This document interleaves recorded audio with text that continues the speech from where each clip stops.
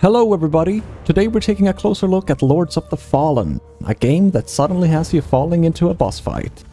Everything circles around two realms, Axiom and Umbral. If we die in Axiom, which basically is the normal world, we get resurrected, but in Umbral. There's so much to talk about here, but I'll save that for later. We got a big variety of spells with their unique strengths and benefits, incredibly well-designed areas that has us lurking deep down in mines, descend a tower to figure out a way to ascend it, venturing through villages devoured in flame, a landscape filled with ice and snow, and of course a murky poison bog, as well as so much more. We can't forget about the, in my opinion, quite creepy bosses. This game definitely creeps me out more than any other Souls game I've played in the past. There's also a very interesting mechanic of creating our own vestiges, which work just like a bonfire or grace. We do need an item that comes in limited supply to create these, but it is such a genius idea. As I mentioned in the beginning, we enter the Umbral realm if we die, but we can also enter this at will, letting us explore areas that we could not in Axiom, see and use things that only exist in Umbral. We can also partially access the realm by holding up our Umbral lamp.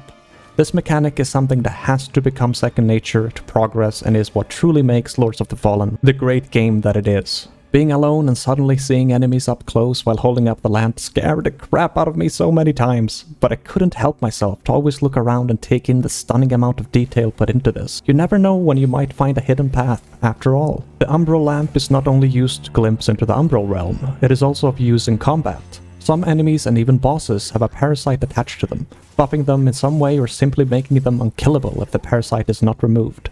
With all of this awesomeness mentioned, I must admit that the game did not click with me in the beginning. Enemies tracking and hitboxes hit me in situations where I felt like I was safe, casters shooting me from what felt like the other side of the zone, jump timings that simply did not click, the overall fast movement and distance of dodges and rolls feeling strange, enemies lunging at me with every attack, me lunging at enemies with every attack. Even the super fast and goofy looking run animation took some time to get used to.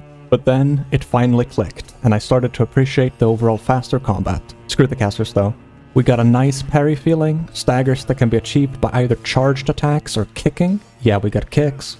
The critical attack called Grievous Strike is unfortunately very underwhelming. We have a super cool system in wither damage. When we parry and block attacks, we take a small sum of that damage as wither HP. We can recover this HP by avoiding taking damage and hitting enemies to regain it. As displayed here, my entire health bar is grayed out in wither HP. Slicing him up, I regained some of it, but this nasty archer shot me, so all that was withered is now gone. Switching from one-handed to two-handed during a attack combo has never been as fluid as it is here, giving us very smooth options for combat, with a simple press of the Y or triangle button. With Cook-Agen's sword as an example, let's quickly talk about the various status effects. Smite deals a burst of holy damage and further increases holy damage taken. Ignite works the same way as Smite, but increases fire damage taken. Poison deals damage over time, and Bleed works similar to Smite and Ignite. It's just harder to see when it procs. It does, however, increase raw physical damage taken. Frostbite is the odd one out, as it works differently on us in comparison to enemies. When we get hit by it, we lose half of our stamina bar. When enemies get hit by it, they get easier to stagger. Finally, Burn works the same way as Poison, but we can get rid of it faster by dashing or rolling. That's it for status effects, but we're not done with combat. With the Umbral Lamp, we can also soul flay enemies, ripping their soul out and stunning them briefly. Damaging the soul only deals wither damage, so it's very important that we get that first hit in as soon as they're back in material form. Soul flaying is a very useful way to deal with the tougher enemies of Mornstead. One can also get crafty with the soul flay jutsu. If we tilt our stick to the side, we can force the soul to come out in another direction. A satisfying way to yeet enemies off in certain areas. Let's move on to ranged combat. In the menu, we can swap between ranged weapons and catalysts as well as the throwing hand. After equipping your weapon of choice, simply choose whatever arrow, bolt, or throwable you want to use and fire away. In Lords of the Fallen, we use ammo as a resource, so once we've found something we like, we can use it as many times as we want as long as our ammo allows it. If you're throwing spells with a catalyst, however, you use mana as a resource. There is a lot of strong and useful spells in this game, and every route is in my mind viable. Radiance uses holy spells and Inferno uses fire spells. What you'll see me using here is not all of the spells by any stretch, as it is likely to take you multiple playthroughs to acquire them. No matter which path you choose to follow, all of them have buffs for your weapon and your character. The infused sword looks so awesome here. There is actually a third option. Umbral spells. These scale from both Radiance and Inferno, and will require a lot more commitment level-wise, but it is worth the trouble. Umbral applies a mix of Wither, Poison, and Frost, depending on which spells you use. While there are some spells that will have you in awe from how strong they are, there are also some that are quite underwhelming. But that is true for all of the schools of magic. There are items in the game that helps us sustain our ammo and mana. By using a pouch, we get a burst of ammo. I feel like this system is a game changer and would be surprised if studios don't pick up on this. If we're using mana, then there is mana stones. The only difference here is that the mana ticks up over time, while ammo gets the resource in a burst. Now that we've talked about lots of the various mechanics, let's start a bit from the beginning. From the get-go, we'll have a total of 9 classes to choose from. I started as the Exiled Stalker, as I always start off soulslikes with dexterity builds. After the tutorial, the Light Reaper shows up and will most likely kill you unless you're some godsent gamer. We then clear through the first area to get a better hang of the mechanics and then fight Pieta. Strange choice for a first boss, as it is the only one that flies around and is quite difficult to reach with short-range weapons. After a bubbly cutscene, we've completed our first goal in reaching the Skyrest Bridge, our Firelink Shrine with plenty of friendly NPCs. Pieta has now become a friend and helps us in strengthening our heals if we bring her Saintly Quintessence. Besides a few locked doors, there is more NPCs here. Dunmeyer, whom greeted us when we arrived, Andreas of Ebb that seems sketchy, Captain Stromund, and one more lurking in the shadows, which we'll talk about in a bit. The only path forward leads us to Pilgrim's Perch. Here is not only progress, but also the smith, locked inside a cell. Luckily, her savior is here, taking out the guard and his dogs. A unique idea that in my opinion plays out very nicely, as prior to this we had no upgrades anyway and gives us a sample of how rewarding exploration is. After giving Gerlinda the key, she together with Sparky moves to Skyridge. Upgrading weapons works exactly like it does in any other Souls game. The only difference that I noticed is that it gets very expensive very fast, especially if you want to upgrade multiple weapons like I did. While exploring out into the world, you will find cracked rune tablets. By giving these to Gerlinda, we can put sockets into our weapons and shields. She sells some of these, but generally we find these by killing enemies or as a loot in various places. They come in different shapes, and the socket shape differs from weapon to weapon. They play a significant role for boosting our character on our journey. Now for the NPC that we can only interact with while in Umbral, Molhu. He is important for many things. It's here where we can get most of the Umbral spells. Speaking of Umbral, let's talk about the enemies we find specifically in this realm. The small creatures that litter the ground we will find everywhere. The moths can also summon them. They use AoE attacks of wither magic, spew poison, and have a grab attack that is surprisingly hard to dodge. The Reapers loves to stalk us as shadows, slowly looking for an opportunity to strike from below with their 2 swords. The Visages who jump around, causing explosions and has a shield for a face. Sometimes they kinda just run around, but at some point they open up their face to shoot out spells, leaving themselves vulnerable. When you least expect it, or in the most frustrating scenarios, we have the Gargoyles. If we get hit by any Umbral creature while looking around with our lamp, we get pulled into the realm, and these guys are the masters at it. If we stay in Umbral for too long, the eye on the right side turns red and we will get chased by the Red Reaper. It was difficult to find good footage of this guy because I was always running away in panic when this happened, but I hope this sloppy cutout will suffice. That guy really gets the adrenaline pumping. As terrifying as the Umbral realm is, this is where we find a lot of important upgrades. Usually guarded by one or some of these creatures, we will find Saintly Quintessence, which we upgrade our heals with, Antediluvian Chisels, which we upgrade our lamp with, and Umbral Eyes that we can put into our lamp as sockets. Getting all of these various upgrades is not always straightforward. I hate that place so much. The Umbral realm also has a lot of different puzzles that we have to solve to get rid of entities that is blocking our way. Following these tentacles leads us to a creature that we need to rip out with help of our lamp. Getting rid of all of them removes the entity and clears our path forward. There is a couple of boss fights that are Umbral only, but all of them are optional. There is only one that is a unique fight, and it is at the end of a quest chain. All over Mornstead we will run into stigmas, which are remnants of the past. After we kill bosses, there will always be one, and this is how we get their remembrance. I really like this way of storytelling as it naturally fills in the gaps without ruining any of the momentum we are likely to have while out and exploring. Most of the Umbral related things we find are tied to Molhu.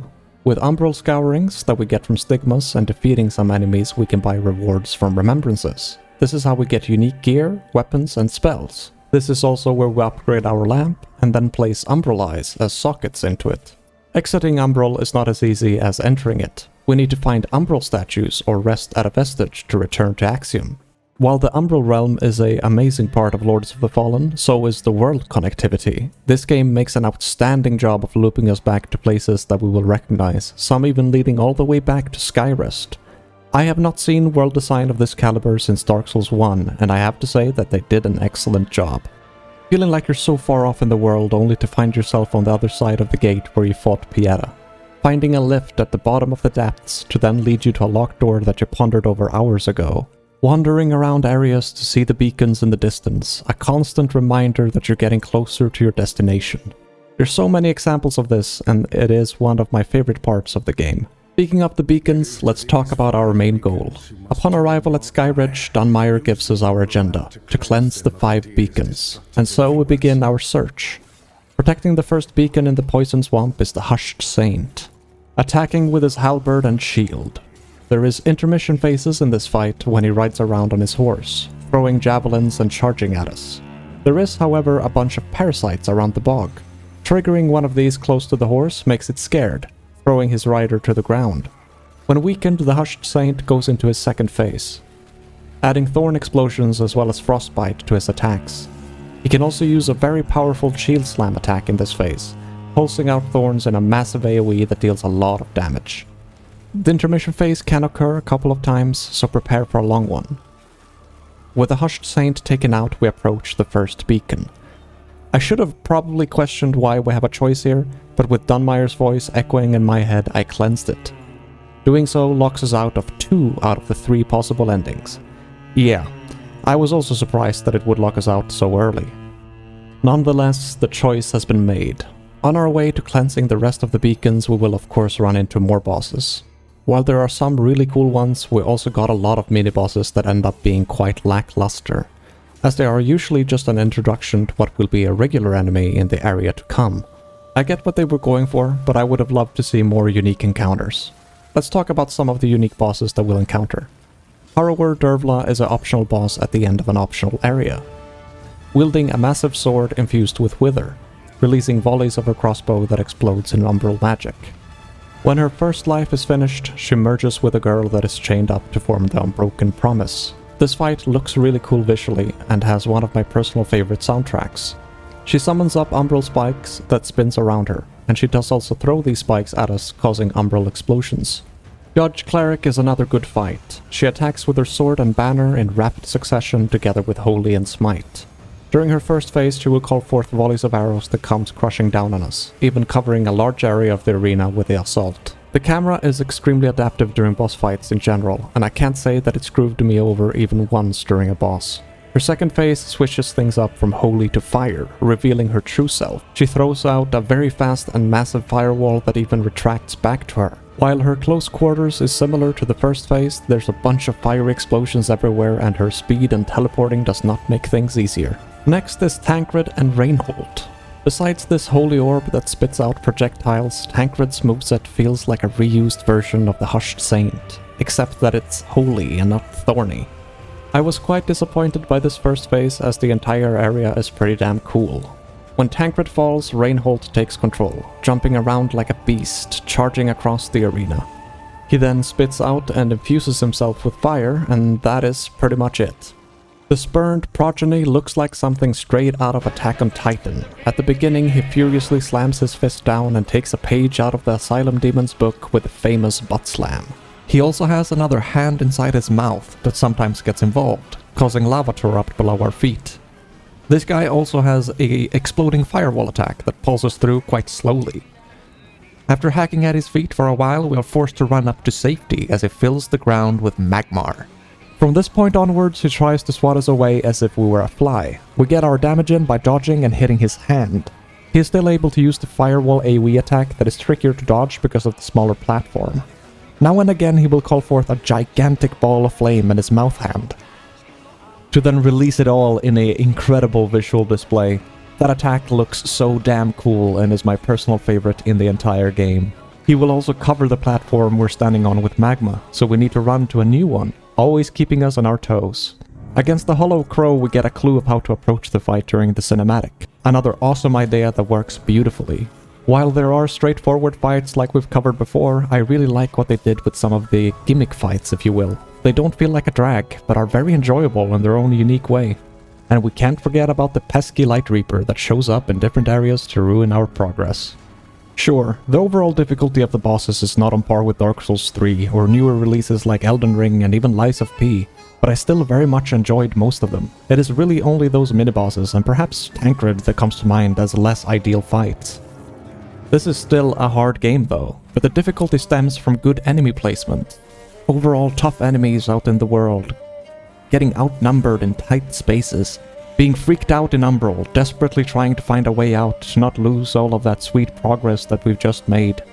The stress of Umbral is truly a unmatched sensation that one can't help to both love and hate, as enemies will keep appearing. To finally push through an area that you've struggled with, just to be met with another locked door without any vestiges of flower beds in sight. Arriving in a new area to get overwhelmed by the damage output of a regular enemy. Ending up in a zone that feels out of reach of your level. Desperately trying to avoid death to find anything of value. Just to get eaten up by a frickin' mimic. Yup, and the mimics are nasty in this game as they appear as normal items and not in chests. There were so many times I felt lost, and so many times I got caught in what felt like total bullshit, but the game became addictive and the rewarding feeling of progress was always so close. And I have to say that this stays true for the entirety of the game. From start to finish, the areas are tough and can't always be zug-zugged through. Just to give you a proper display of how many times you got tricked by a mimic, here's another one. If you're not already in Umbral, those bastards always pulse you to that realm as well. While I have mentioned some of the friendly NPCs earlier, there are a few that I have not yet brought up. Just so I get this out here, I think all of the characters are interesting and have very good voice acting. In the Forsaken Fen we find Kukajin, who has been turned to stone by some sorcerer. First time coming here, I had no idea how to help her, so I just kept swinging my sword and well, she died. At least I used her weapon for almost my entire playthrough. We can, however, save her by using any type of holy attack. When freed, she moves to Skyridge, and we can now do her quest chain. This is a odd one, and I would go as far to say that I dislike how we progress her quest. You see, to do so, we need to first die to a boss where we can summon her, because it's only after you've died that you can do that. Granted, this was the first time I ever summoned an NPC to fight. And this seems to mess with the boss AI, as even when the NPC is dead, it continuously tries to hit the now fallen friend. Luckily, she doesn't have to survive the encounter. As soon as we defeat the boss, we get an invoice. Kukajin is a mercenary, so we have to pay her after successfully defeating said boss to get rid of our debt. I get the idea with this, but it kinda sucks to spend a good amount of souls on something like this instead of levels or upgrades. There is also more straightforward quests. Andreas of Web wants us to find his precious birthright that he clumsily lost when he was out, quote-unquote, defending himself. The only lead we have here is that this happened up above. So I just ran out to what I felt like was above and found it rather quickly. If we did not already know that Andreas is a rude and sketchy dude that so desperately tries to steal an Umbral lamp, this definitely seals it. Dunmire himself has a pretty long quest chain. He wants us to find relics of Dark Crusaders and Hallowed Sentinels out in the world. He also sells most of the Radiant spells and keeps adding more of them to his stock as we keep giving him relics. As we proceed with this, he will later ask us to find Harrower Dervla and return an item that she has stolen from him. And this is where this quest starts to become quite obscure, to say the least. If you do everything he asks of you in a very accurate order, this might play out a tiny bit smoother. But as for myself, I discovered the path to the hidden depths a bit later in my playthrough. Or well, I ended up there and said screw this shit and went elsewhere. Nonetheless, after you defeat Dervla, he wants a tome with Umbral knowledge. To not trigger myself into a whole spiel here, I avoided putting this into the video. The only clue of where we can find it is in Upper Calrath. Took me way too long to find it, as there are two areas that theoretically counts as the upper one.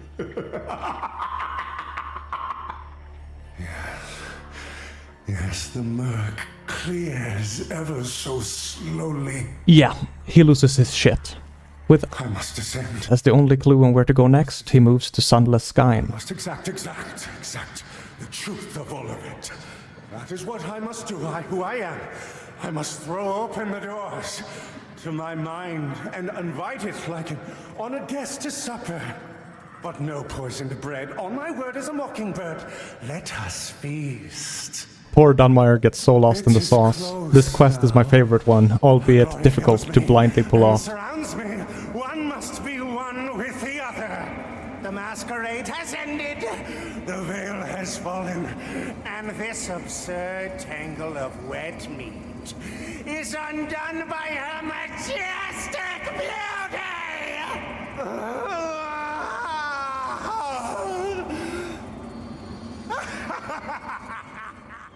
Well, can you blame him? After seeing whatever creature this is, his behavior gets understandable. I hope you enjoyed that as much as I did. Anyways, the last NPC I'll be talking about is the Tortured Prisoner. As the name entails, she's locked up and needs an item we find in the area to escape. We reach her on the backside of Skyridge. Once she's escaped, we find her in the area where we fought Pieta. This is another NPC with a quest chain. We won't talk much about it, but it is very important for any Inferno build to find her and proceed with her quest, as she is the one that sells most of the Inferno spells, as well as a useful pendant and ring. In Lords of the Fallen we can equip a pendant and 2 rings. There's a lot of cool variety, and this lets us evolve and play around with our playstyle. Now for what I think they could have done better and problems with the game. I have heard a lot of complaints about enemy density. I don't think this was an issue myself, perhaps in Umbral, but you're supposed to feel haunted there. I think the enemy variety is one of the things that holds this game back from true greatness. I get that the game is relatively short, but a couple more different enemies would have gone a long way. There are unique enemies in the Forsaken Fen and in the Thief of the Chill Curse, and I would have loved to see them built further on that principle. All of the various enemies you see me fighting on the screen here appear in a lot of the different areas. There are exceptions to this, where they add one more rare enemy type in the late game areas, but I don't think that's enough. The biggest issue is, of course, the performance. Every time you see a black screen pop up is when I crashed. This happened a handful of times, sometimes with a big gap between them and sometimes frequent in certain areas. No matter how you flip or turn this, it is very unfortunate, and I can't help but think that they could have used one more month of work before releasing it to avoid all of these issues. All of this video is recorded on the patch the game got released on. I know that they're frequently releasing updates to solve these issues, so do let me know if this has gotten any better. Even with the performance being a pain, I genuinely enjoyed playing, and I would recommend any Souls fan to play it. Perhaps when the issues are solved, though. Thank you so much for watching, and do let me know what you thought of Lords of the Fallen down in the comments. Take care, and I'll see you all in the next one.